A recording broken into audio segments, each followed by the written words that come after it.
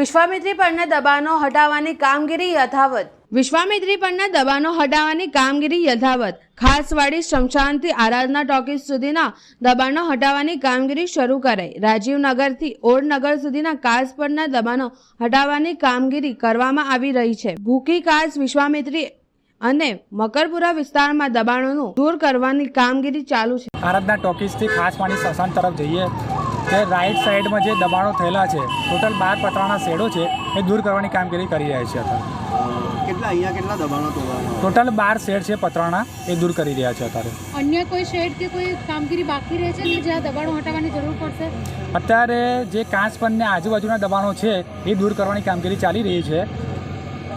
બિલકુલ. વડોદરા શહેરમાં વિશ્વામિત્રી અને અન્ય કાંસા સહિત અત્યાર સુધી ટોટલ કેટલા દબાણો દૂર? અત્યારે વિશ્વામિત્રીના દબાણો દૂર કરવામાં આવેલ છે, ભૂખી કાચના દબાણો દૂર કરવામાં આવે છે, પ્લસ મકરપુરા જીઆઈડીસી છે ત્યાં પણ દબાણો દૂર કરવાની કામગીરી ચાલી રહી છે. Mehul Solanki building inspector.